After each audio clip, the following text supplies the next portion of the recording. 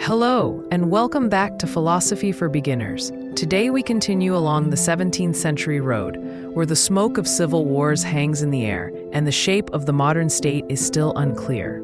Our guide is John Locke, born in 1632 in Somerset, a child of a modest Puritan family whose father served as a captain on the parliamentary side during England's Great Conflict. Locke grew up listening to arguments that were not merely academic. Which powers belong to a king? What does conscience owe to law? Can a nation force one faith upon many souls? He studied at Oxford, absorbed scholastic forms, and then, more importantly, found himself captured by the experimental spirit transforming Europe.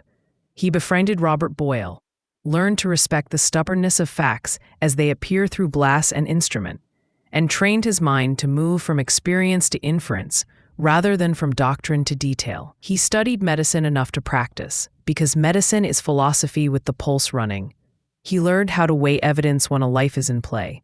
Friendship and fortune then yoked Locke to politics.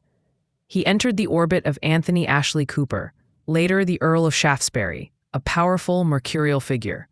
Locke served as physician, secretary, counselor, and at critical moments, as quiet partner in a struggle over the shape of English liberty. Shaftesbury's career rose and fell with the tides of monarchy. Locke's life rose and fell with it.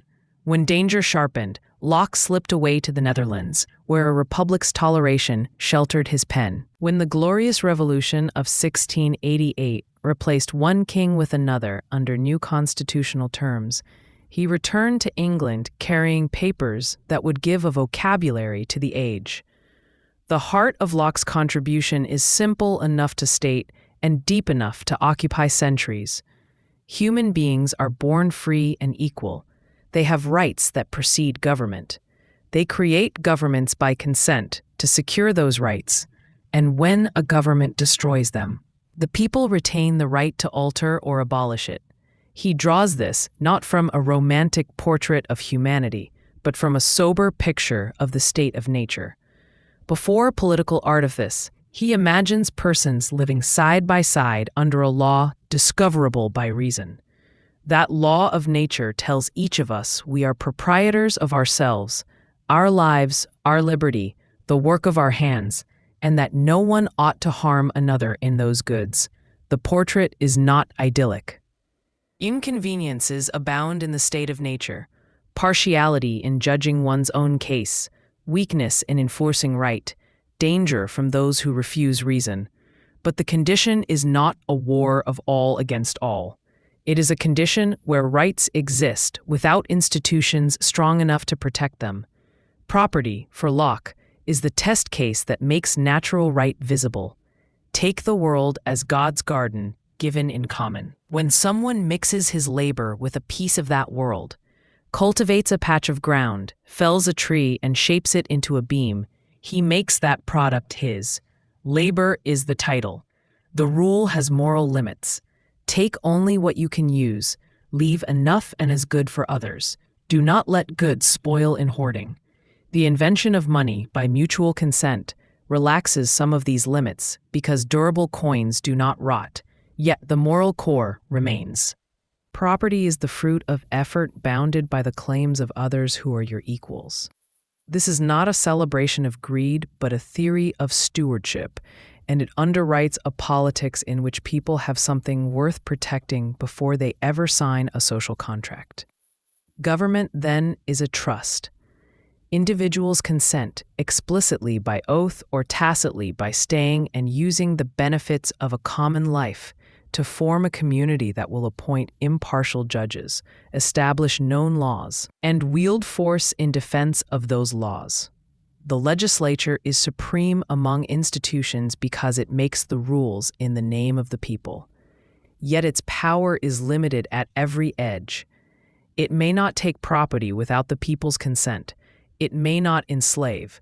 It may not govern by disguised will instead of promulgated law. When rulers break the trust, when they dissolve the laws, subvert elections, persecute conscience, or pit the armed hand of the state against the rights it was made to secure, they dissolve the compact. The people then find themselves back in a state of nature with respect to the usurpers and may resist as equals, restoring a government that truly represents them. This is the philosophical grammar of revolution. In Locke's time, it justified the settlement of 1688. Later, it supplied the sentences out of which the American Declaration of Independence was composed. Life, liberty, and the pursuit of happiness is a translation of Locke's life, liberty, and property, tuned to a new music. Locke's political thought cannot be separated from his views on knowledge and the mind. In an essay concerning human understanding, he asks what we can know and how. He rejects innate ideas, those stamped on the soul at birth, and instead offers the image of the mind as a tabula rasa, a blank slate on which experience writes. From sensation, we gather simple ideas, colors, sounds, textures. From reflection, we gather ideas of our own operations, thinking, willing, doubting, hoping. The mind can complicate these through comparison and combination. It can name them, organize them, build sciences, but the source remains experience. This is not a counsel of cynicism. It is a democratization of knowledge. If ideas are not born noble but earned by attention, then education is a moral project. Teach children to form good habits, to speak truth, to bear discomfort without drama, to love reason as a guide. Some Thoughts Concerning Education is not just a manual for tutors. It is a political text in which character is the first constitution of a commonwealth. In this epistemology, he says something subtle about the world's furniture. He distinguishes primary qualities, shape, motion, number, extension, which belong to things as they are, from secondary qualities, color, taste, sound, which belong to the way our senses register the world. The apple is round and in motion regardless of a spectator. Its redness is a power to produce a color idea in us when light and eyes cooperate. This does not make the apple unreal. It makes perception a collaboration between thing and sense. Out of this come two moral lessons. We should be cautious in arguing from appearance to essence, and we should be patient with disagreements that may be rooted not in malice, but in the limits of sense. Locke's account of personal identity is a quiet revolution. If the mind is written on by experience, what makes a person the same person from one day to the next? Not the sameness of substance, whether soul or body, but the continuity of consciousness. You are the same person to the extent that you can remember being yourself. This thread of memory weaves responsibility through time. It is also fragile and therefore deserving of care. When you consider your future self, you can now ask a moral question with a psychological grip. What do I owe that person who will remember or fail to remember what I do today? Prudence becomes a form of justice extended in time. Religion inflamed in his century, Locke approaches with two instruments, toleration and reason. In his letter concerning toleration, he argues that belief cannot be compelled and that the business of government is not the salvation of souls, but the peace of the commonwealth. So long as citizens keep the law, their consciences are their own. He makes exceptions, Catholics and atheists, in his original text, revealing the constraints of his context and his own anxieties. Yet, the principle he lays down outlasts those limits. Toleration is not indifference. It is the recognition that force cannot make belief, and that shared civic life depends on a narrower, more public morality. Keep contracts, do not steal, do not injure, let your neighbor worship as his light directs. In the reasonableness of Christianity, he attempts a modest, natural theology, leaving room for a faith that complements rather than contradicts reason. It is right, reading Locke, to notice the shadows as well as the light. He invested in colonial companies and helped draft the fundamental constitutions for Carolina, a document whose compromises with slavery stain his legacy. He fought like a reformer inside an empire. Later critics are right to insist that liberalism must expand beyond what he imagined, to include women as full citizens, to confront the theft of land, masked as property, to hear voices he did not hear. Yet his core insight, that power must be justified to the people it governs, that rights precede rulers, that the individual is not a child before the state, remains a moral resource. It is the grammar in which later reformers and resistors speak, even when they correct him. Why read Locke now? Because he reminds us that freedom is not the absence of ties, but the presence of fair, public rules made by consent.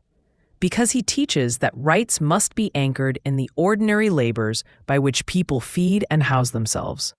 Because he treats education as a statecraft of the soul. Because his analysis of power as a trust gives citizens a clean question to ask when they suspect abuse. By what right? In an age of surveillance and data mining, of faction and fever, Locke offers a calm triage. First, secure life and liberty. Then protect property, understood as the sphere of a person's lawful work and attachments. Then design government so that the temptation to cheat the trust is checked by institutions and by a people accustomed to asking for reasons. Think of him in exile in Holland, writing under borrowed roofs while watching the weather of Europe for a change that would allow him to come home. He writes not for a court, but for readers who will have to live with the laws their betters make. He writes in long, careful sentences that expect patience, not applause. He's not asking you to love your rulers. He's asking your rulers to love your rights. He thinks human beings, even when stubborn, can be taught by experience. He believes that a child treated with respect is more likely to become a citizen who respects others. He looks at a farm and sees not only fields, but contracts between neighbors. He looks at a shop and sees not only goods, but a tacit promise that exchanges will be fair. He looks at a church and sees not only ritual, but private persuasion that cannot be commanded by the sword. This is a politics built from ordinary days. Its grandeur is not in spectacle, but in durability. Thank you for listening to this episode of Philosophy for Beginners. In our next stage, we will turn to a lens grinder in Amsterdam whose calm audacity still startles. Baruch Spinoza, who asked us to see all things under the aspect of eternity and found in understanding a path to joy. Where Locke defended rights and consent within time, Spinoza will remind us that freedom may also be the knowledge of necessity. But before we leave Locke, remember this: liberty is not a gift a ruler bestows. It is a relationship a people insist upon and maintain with public reason and steady courage. Produced by Selenius Media. Music by The Artificial Laboratory.